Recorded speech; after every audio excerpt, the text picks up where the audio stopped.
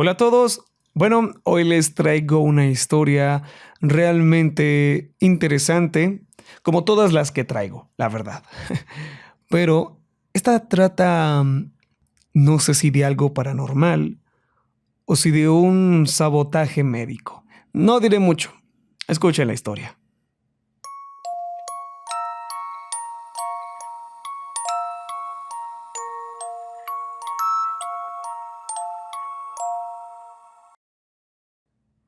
En el trabajo, la gente me llama la enfermera ninja. No me molestaba el apodo al principio. Hay algo casi digno en ello. Los ninjas son disciplinados y precisos. Son rápidos y se mueven sin ser vistos.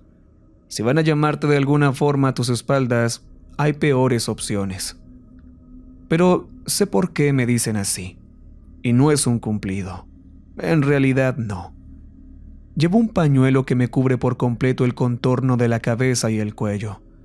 Sobre eso, un cubrebocas, del tipo que solo deja al descubierto los ojos.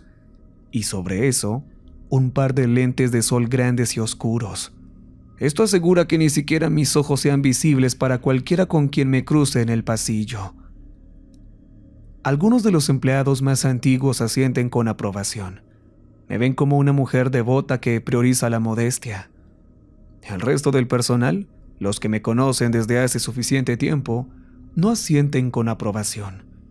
Ellos recuerdan cómo me veía hace 6 meses. Maquillaje completo para cada turno. Base, delineador, todo el paquete. El cabello bien peinado, no solo recogido hacia atrás. Cejas depiladas hasta lo que yo consideraba la perfección. Y no me daba pena presumirlo. Tenía poco menos de 15,000 seguidores en Instagram. Publicaba fotos con bastante frecuencia. Nada escandaloso. Solo una persona a la que le gustaba cómo se veía y no le daba pena mostrarlo.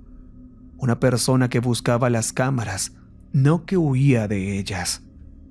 Para ser justa con ellos, mi transformación ocurrió casi de la noche a la mañana, sin ninguna advertencia ni explicación.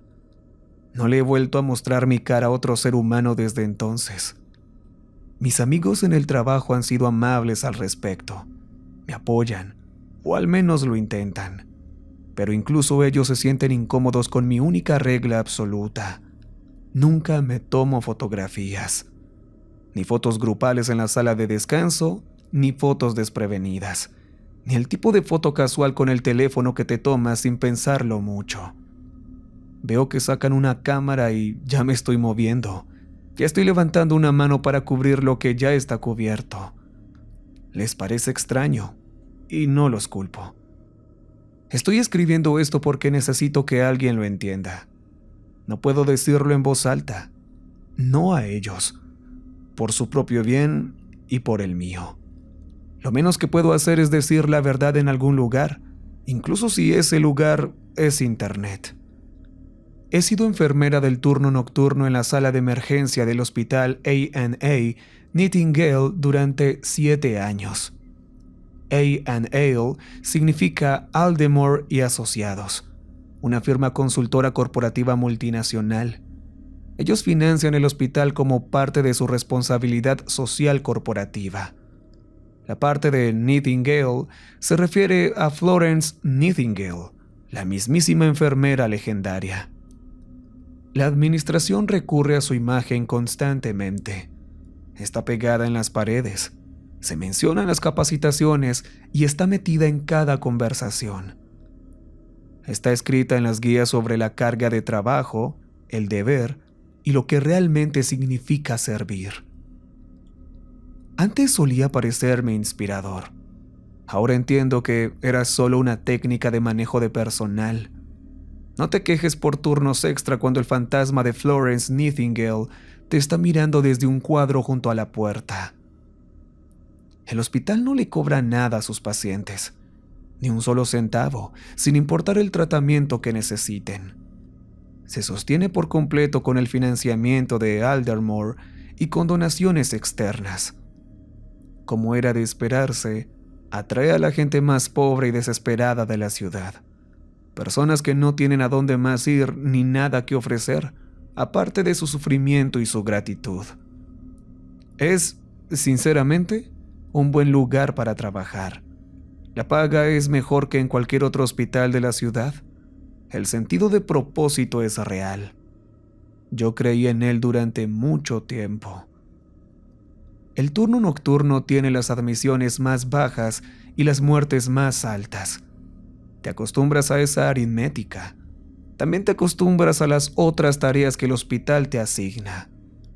Sí, hay varias otras tareas que vienen con el trabajo, tareas que normalmente los enfermeros no deberían hacer.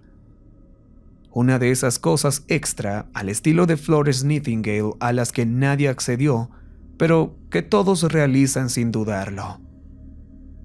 No te daré la lista completa, pero te contaré sobre la que importa.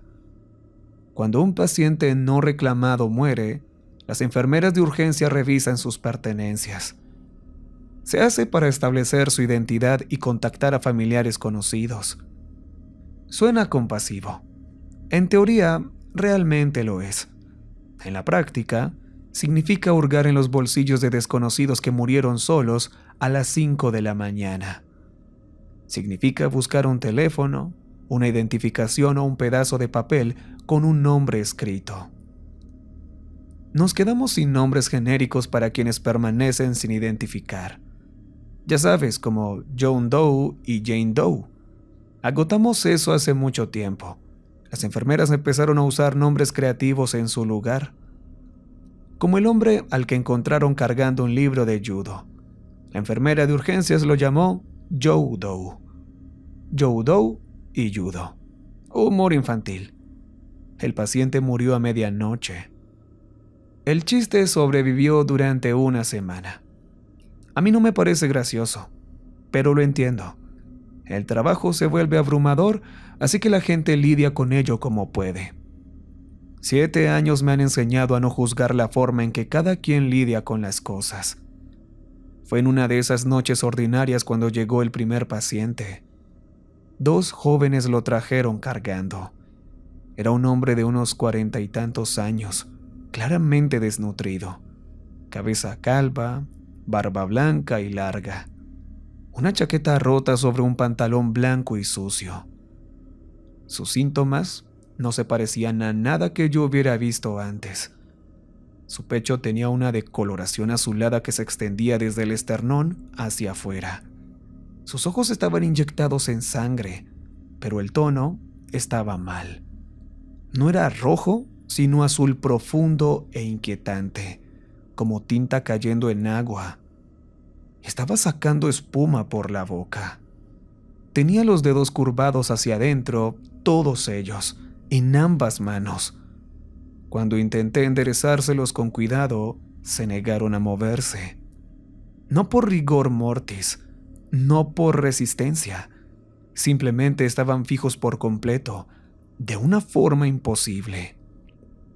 Estaba luchando por aire con todo el pecho y la garganta trabajando, pero sin producir absolutamente ningún sonido. Y como cada 30 segundos, todo su cuerpo daba un sacudón. No era una convulsión ni un temblor. Era un movimiento brusco y violento que duraba 2 o 3 segundos antes de soltarlo. Nunca había visto esta combinación antes, ni una sola vez. Seguí el protocolo e inicié el manejo de síntomas. Y a los 30 minutos apareció el doctor Cyrus Mola. Me consideré afortunada. El doctor Mola es nuestro médico jefe. Él opera con un horario, rondas matutinas y rondas vespertinas. Ahí es generalmente donde empieza y termina su presencia en la sala de urgencias. Pero esa noche dio la casualidad de que estaba cerca. Dijo y pensó en echar un vistazo. Se paró a los pies de la cama con su libreta de notas, completamente inmóvil, totalmente sereno. Nos dirigió con una tranquila sensación de autoridad. Siempre le había admirado eso, la forma en que nada parecía alterarlo jamás. El paciente murió en poco menos de 2 horas. El doctor Mola se ofreció amablemente a preparar el certificado de defunción él mismo, una tarea que normalmente les toca a los médicos residentes de turno. Lo observé mientras escribía. Causa de muerte: insuficiencia cardiorrespiratoria debido a enfermedad cardíaca cianótica idiopática. Le dije que los síntomas parecían inusuales. El cuadro no se parecía a nada dentro de mi experiencia. Se tomó su tiempo para explicármelo. La cianosis es una falta de oxígeno en la sangre, lo que explica la decoloración azul. Los síntomas asociados son la respuesta del cuerpo a una privación prolongada de oxígeno. Y la mala nutrición, combinada con años de higiene deficiente, puede producir cuadros que se ven dramáticos en la superficie. Los hallazgos pueden verse peculiares, pero tienen todo el sentido. Es decir, una vez que sabes qué es lo que estás mirando. Era tan sabio, tan sereno. Le agradecí y volví al trabajo. Los 2 hombres que habían traído al paciente no sabían nada sobre él. Simplemente lo habían encontrado colapsado e hicieron lo correcto. No había identificación en sus pertenencias. No había teléfono. Estaba a punto de cerrar la chaqueta cuando noté algo en el bolsillo interior. Una Polaroid arrugada. La desdoblé. Era una fotografía mía. Estaba en mi baño, cepillándome el cabello. La fotografía había sido tomada a través de la ventana. Podía ver el borde del marco, el ángulo de cristal. Yo estaba completamente ajena a la cámara. Solo estaba allí parada en mi baño, en lo que parecía ser muy temprano por la mañana, cepillándome el cabello. Le di la vuelta.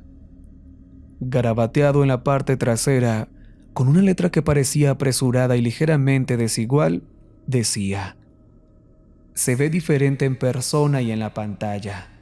¿Por qué será? Necesito respuestas. Mis manos estaban temblando antes de que me diera cuenta de que me estaban temblando. Miré hacia el pasillo. Pacientes, compañeros, la camilla siendo llevada hacia la morgue. Todo completamente normal. Todo completamente indiferente al hecho de que yo estaba parada allí, sosteniendo una fotografía mía, tomada a través de una ventana que jamás se me había ocurrido cubrir. Me la guardé en el bolsillo. No le dije nada a nadie. Solo terminé mi turno. Fui a casa y me senté en mi cama con todas las luces del departamento encendidas. Leí esas 2 líneas una y otra vez hasta que me ardieron los ojos. No era una amenaza. Ni siquiera era un reconocimiento de que yo existía como persona, una con sentimientos, una con vida y derecho a la privacidad. Solo era una pregunta, como si yo fuera un problema que había que resolver. Eso fue, de alguna manera, la peor parte. Sé lo que estás pensando. ¿Por qué no fui a la policía? Bueno, vivo en un país donde la policía es, por decirlo de manera amable, un chiste. Un chiste con un largo historial de pisotear al débil, de acosar a las mismísimas personas que van a denunciar y de hacer que el proceso de reportar un delito se sienta más turbio que cometer el delito mismo. Y aún en mi mejor día, ¿qué evidencia tenía? ¿Una Polaroid arrugada encontrada en el bolsillo de un hombre muerto? ¿Una nota en la parte de atrás? ¿Sin sospechoso? ¿Sin nombre? ¿Sin cara? También sé qué más estás pensando. Instala cámaras. Pon un sistema de seguridad. Cámbiate de departamento. Quiero que entiendas mi realidad antes de que termines ese pensamiento. A mí me pagan bien para mi puesto, mejor que a cualquier otra enfermera de la ciudad, y no soy desagradecida por eso. Pero tengo un hermano en la universidad. Tengo una madre bajo tratamiento contra el cáncer. Tengo un padre que es cuadrapléjico y requiere un cuidador pagado de tiempo completo. Los tres dependen enteramente de mí. Cada centavo de lo que gano por encima de la supervivencia básica se va en mantener a esas tres personas con vida y funcionando. Así que no podía costear un sistema de seguridad y no podía costear mudarme.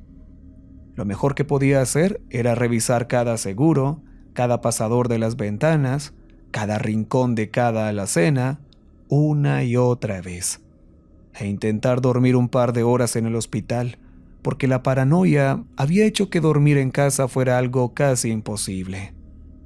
2 noches después, llegó otro paciente. Era una mujer. Aparentaba unos 50 años, claramente en situación de calle. El mesero de un restaurante la había encontrado colapsada en la banqueta de camino a su casa. Los mismos síntomas, idénticos en cada detalle. El pecho azul, los ojos azules, la espuma, los dedos trabados, la lucha silenciosa por aire, los sacudones. Apareció el doctor Mola. Estaba en el edificio por otro paciente y pensó en echarle un vistazo a este también. Lo observé con más cuidado esta vez. Lo vi detener el cronómetro de su reloj inteligente cuando los monitores marcaron la línea plana. La paciente había estado con nosotros durante 1 hora y 53 minutos. Misma causa de muerte en el certificado. Mismo texto. Se ofreció a prepararlo él mismo otra vez. Revisé las pertenencias de la mujer. Escondida entre los pliegues de su ropa, había una Polaroid arrugada. Esta había sido tomada dentro de mi departamento. Yo estaba en mi cocina, de espaldas a la cámara. Y en la parte trasera, con la misma letra fea, la nariz es la primera en llamar la atención. La nariz se ve inteligente. Esa nariz sabe cosas. ¿La nariz sabe? La nariz sabe. Ja, ja, ja, ja, ja, ja. Encontré al mesero que la había traído. Era joven, claramente conmocionado. Claramente allí porque pensó que era lo correcto. Lo miré detenidamente durante un largo momento. Él no sabía nada. Podía saberlo con solo mirarlo. No le dije nada a nadie. El patrón se repetía cada 2 o 3 días. Mismos síntomas, misma ventana de 2 horas, misma suerte, mismo certificado. El doctor Mola había dejado de dar excusas por su sincronización. Escuché por casualidad que le decía a un médico residente sobre un aumento reciente de casos de enfermedad cardíaca cianótica en la ciudad, algo que pretendía investigar de manera adecuada. Sugirió que las enfermeras de urgencias podíamos servir como recolectoras de datos, tal vez incluso como coinvestigadoras en el estudio. Me miró mientras lo decía. Su mirada solía darme confianza. Ahora me erizaba la piel, de una forma que no podía articular. Intenté delegar la revisión de identidad a otra enfermera, pero no fue posible. Yo era la enfermera superior del turno. Todos los demás ya estaban más allá de su capacidad. Volvía a mí cada vez. La tercera Polaroid me mostraba revisando mi puerta principal. Fue tomada desde afuera, a través de la rendija debajo de la puerta o por la ranura del correo. Todavía no sé por cuál. Estaba revisando el cerrojo por lo que debió ser la 5ª vez esa tarde. Y en la parte trasera decía: ¿has visto cómo muere un hombre por el bien de tus bonitos ojos? Sí lo sabes. Sí lo sabes. Sí lo sabes. La 4ª fue tomada desde el otro lado de la calle, mientras esperaba el autobús del hospital al caer la tarde. Estaba parada en la banqueta a la luz del día, rodeada de gente. Mi acosador estaba al otro lado de la calle, sosteniendo una cámara, y yo no tenía idea. La nota en esa decía simplemente: labios, labios, labios. Repetido 14 veces. Los conté. Para cuando murió el quinto paciente, yo ya llevaba 2 días viviendo en el hospital, comiendo en la cafetería, sin salir nunca del edificio. Mis compañeros no preguntaban. Estaban demasiado sepultados en su propio trabajo como para cuestionarlo. Creo que asumían que estaba tomando turnos extra por el dinero. Y los dejé pensar eso. La quinta Polaroid fue tomada en la sala de urgencias. Yo estaba cabeceando en mi silla entre paciente y paciente, con la cabeza ligeramente inclinada hacia atrás, completamente ajena a todo. La parte trasera de esta decía: esa cara. Quiero seguir viendo esa cara. Haré lo que sea por ella. Lo que sea. Lo que sea. Él había estado parado a unos cuantos pasos de mí mientras yo dormía, justo en el edificio en el que yo pensaba que era seguro. Se había parado ahí, en medio de un hospital en funcionamiento. Me había fotografiado durmiendo y se había ido sin que nadie notara nada. Esa fue la copa que derramó el vaso. Intercepté al doctor Molag mientras salía de urgencias esa noche. Empecé a explicarle, pero no me dejó terminar. Dijo que esos asuntos estaban fuera de su jurisdicción. Me recomendó contactar a la línea de código de conducta del hospital. Me dio el número y se alejó. Llamé desde el cuarto de enfermería a las 2:30 de la mañana. Contestó un hombre. Su voz era cálida, pausada y profesionalmente serena. El tipo de voz que está capacitada específicamente para hacer que la gente se sienta escuchada. No recuerdo todo lo que dije. Sé que la llamada duró 16 minutos, porque lo revisé después. Sé que la mayor parte fui yo hablando, apenas coherente. Sé que mi tono probablemente no fue profesional, y sé que estaba sacándolo todo en el orden en que venía. Él no me interrumpió. No me reorientó, solo escuchó. Cuando finalmente me quedé sin palabras, dijo: Edificio de Recursos Humanos, piso superior. Estaría allí en 1 hora. Eran las 3 de la mañana, y fui para allá de todos modos. El edificio de Recursos Humanos estaba vacío.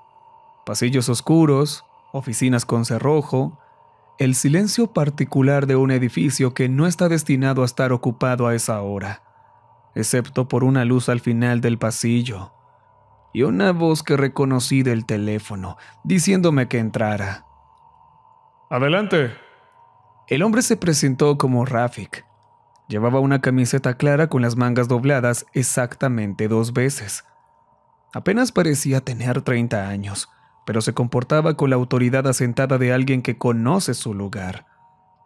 Su gafete de empleado se veía diferente al mío.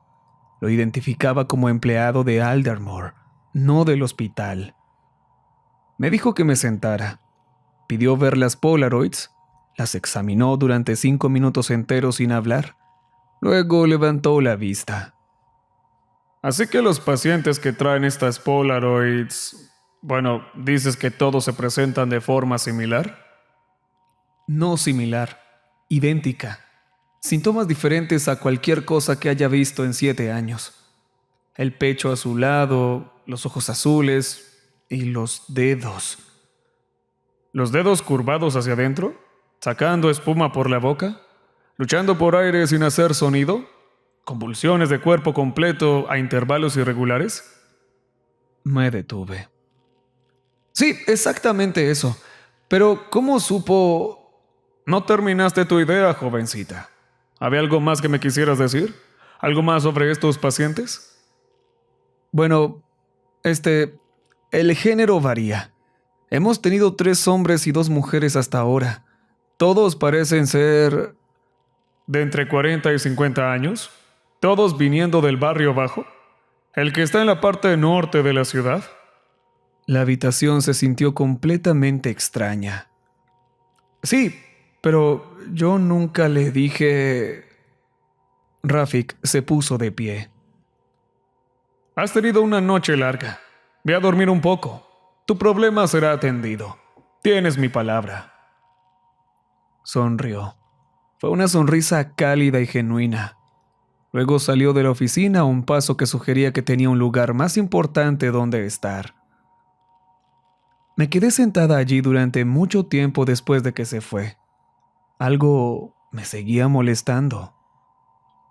No el hecho de que supiera los síntomas antes de que los describiera, no que supiera la demografía antes de que la mencionara, sino el hecho de que supiera de dónde venían los pacientes. Yo nunca le di ese dato. Simplemente no podía haberlo hecho aunque quisiera, porque yo nunca tuve esa información. De hecho, nadie en el hospital tiene esa información hasta donde yo sé. Mirando hacia atrás, había muchas cosas que no sabía. El mes que siguió fue, sinceramente, un respiro de aire fresco. No más Polaroids. Los pacientes con los síntomas extraños seguían llegando, pero con menos frecuencia. Solo tuvimos 3 en los 30 días siguientes. El doctor Molag se aseguró en silencio de que los desviaran a un pabellón diferente, uno del que yo no era responsable. A la distancia aún podía verlo, parado al lado de la cama con su libreta y su cronómetro, pero ya no me miraba mientras lo hacía. Empecé a dormir en casa de nuevo. Empecé a sentirme como yo misma otra vez, o algo cercano a eso. Y desearía que ese fuera el final de la historia. En cambio, llevó a la parte que no puedo compartir con la gente que me rodea. Era la temporada de Eid. El hospital le había dado a la mayor parte del personal un descanso prolongado, conservando solo un equipo mínimo para servicios esenciales. Mi turno cayó en la segunda noche. Solo éramos yo y un médico de guardia, que llevaba bostezando desde el momento en que llegó. Mi pabellón estaba por primera vez en mucho tiempo genuinamente tranquilo. Unos pocos pacientes estaban en sus camas, ninguno en estado crítico. El tipo de noche en la que se siente como si el hospital estuviera dando un suspiro de alivio. El doctor se disculpó para ir por un café algún tiempo después de la medianoche. Pronto desapareció a través de las puertas dobles. Yo misma estaba considerando tomar un descanso para tomar café. El silencio me estaba dando somnolencia. En ese momento, la puerta de urgencia se abrió de un golpe. Algo que apenas se asemejaba a un ser humano dio un paso hacia el interior. Era un hombre, o al menos lo había sido. Estaba sin ropa de la cintura para arriba. Sus jeans estaban cubiertos de sangre seca, café y tiesa, no fresca. Le salía saliva por la comisura de la boca. Su pecho se hundía bruscamente con cada respiración. El esfuerzo de ello era visible en toda la caja torácica. Estaba haciendo un sonido en su garganta. No era un gemido, no era una palabra, sino algo más animal. Sus ojos estaban inyectados en sangre, pero el color no era rojo. Era verde, un verde profundo, plano e imposible. Su pecho tenía un parche grande e irregular del mismo color, extendiéndose desde el esternón. Debajo de la piel podía ver la silueta de los vasos sanguíneos, verde oscuro y marcados, trazando un camino hacia un área palpitante en el centro de su pecho. Podía ver el contorno de su corazón a través de la superficie de su piel. Todavía estaba latiendo, y todo lo que lo rodeaba era del color equivocado. Sus dedos se curvaban y se enderezaban al azar con cada paso. Sus extremidades se sacudían, como una señal disparándose sin un objetivo. Se tambaleó hacia mí. Cada paso parecía el último que lograría dar, viéndose como si estuviera a punto de caer, pero nunca cayó. Y a través de todo eso, a través de la saliva y el gruñido y el verde, estaba intentando sonreírme. En persona y en la pantalla. Diferente de verdad. Quería respuestas. Solo quería unas malditas respuestas, dijo. Grité. No recuerdo haber decidido hacerlo. Solo salió de mí, agudo e involuntario. Ya estaba de pie, ya dando pasos hacia atrás. Él se detuvo. ¿Eso es miedo o es cuidado? Mi mano derecha tomó un bisturí de la mesa más cercana. Me preparé con la única arma que pude encontrar. Él puso su mano sobre su pecho, sobre el contorno palpitante. No te preocupes, este es diferente. Se toma su tiempo, como un cuerpo descomponiéndose mientras la mente está viva.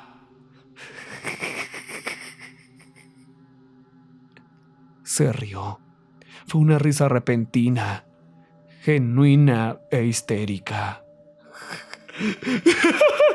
¡Qué chiste! Mi espalda había encontrado la esquina de la habitación antes de que mi mente se diera cuenta. No tenía a dónde ir. Apreté el bisturí con tanta fuerza como pude. Los ojos, las orejas, la nariz, los labios. Y entonces vomitó. Un charco de sangre roja y oscura golpeó el suelo y se extendió. Lo miró, soltó una risita y levantó los ojos hacia los míos. La sangre todavía le corría por la comisura de la boca. Los ojos verdes fijos enteramente en mí. ¡La cara! Corrió hacia mí, no tambaleándose, sino corriendo, frenético y dando vaivenes, con los dedos torcidos estirados hacia adelante, los ojos verdes abiertos de par en par, enfocado enteramente en mí. Me pegué a la esquina y grité con todo lo que tenía. Su cuerpo me golpeó con todo su peso. Noté que era menos peso del que esperaba, y se estaba volviendo más ligero. Se resbaló contra mí y cayó lentamente, apenas consciente, apenas manteniendo los ojos abiertos. Su respiración había cambiado. Era más superficial, cada vez más distanciada. El peso me hizo caer de rodillas. Me agarró el codo con la mano derecha, pero el agarre era mucho más débil de lo que esperaba. Su cuerpo se sacudió durante un par de segundos. Me miró, a la cara para ser exacta. Solo miró durante un largo momento con algo en su expresión, algo que no puedo nombrar y que no quiero hacer. Luchó por tomar aire. Termina con esto, por favor. En un solo movimiento, clavé el bisturí en el contorno palpitante de su corazón. No sé qué se apoderó de mí y no sé de dónde vino. Sus ojos se cerraron. Una sola lágrima corrió por el lado de su cara. Estaba sonriendo. Solo recuerdo fragmentos de lo que vino después. El personal inundando el pabellón, voces que reconocí, el doctor Molag llegando en cuestión de minutos, como si hubiera estado esperando cerca. Alguien poniéndome una mano en el hombro, el suelo inclinándose ligeramente, y luego, mientras mi visión comenzaba a estrecharse y oscurecerse en los bordes, vi a Rafik parado al final de urgencias. Luego, no hubo nada.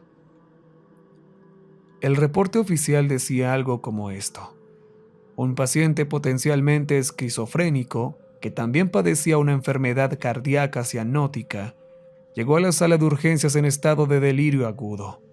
Atacó a la enfermera de guardia sin provocación. La enfermera se defendió.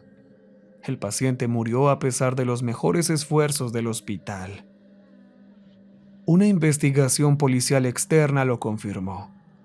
El guardia de seguridad se había quedado dormido en el trabajo y fue despedido. El médico de guardia había salido por un café y, por lo tanto, no estaba presente. Las cámaras de seguridad de urgencia sufrieron una falla técnica que comenzó aproximadamente 4 minutos antes de la llegada del paciente. Fue un caso cerrado de inmediato, el cual se resolvió en una semana. Leí las notas clínicas. No había mención de la decoloración verde en ninguna parte de la documentación. La descripción del fallecido era como una presentación del libro de texto de una enfermedad cardíaca cianótica. Posible condición psiquiátrica no diagnosticada, escrito en negrita. También decía que había vomitado sangre a raíz de la herida de estocada. La causa de la muerte, firmada por el doctor Cyrus Molag, fue precisamente la que uno esperaría. Un tal señor Rafik había firmado el documento como testigo imparcial de los hechos. Había pacientes en otros pabellones de urgencias esa noche, los que estaban descansando en sus camas y los que habían estado despiertos, los que habían visto lo verde y habían corrido hacia mí después del ataque. Pero no pude encontrar a ni uno solo de ellos nunca más. Era gente pobre, posiblemente sin hogar, sin registrar e ilocalizables. Se los llevó el viento, como suele suceder con la gente de esa parte de la ciudad.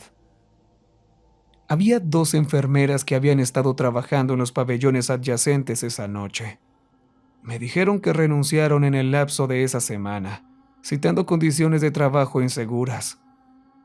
Intenté llamarlas varias veces. Sus números de teléfono ya no estaban en servicio. Me dieron 30 días de descanso pagado, sueldo completo y sin preguntas.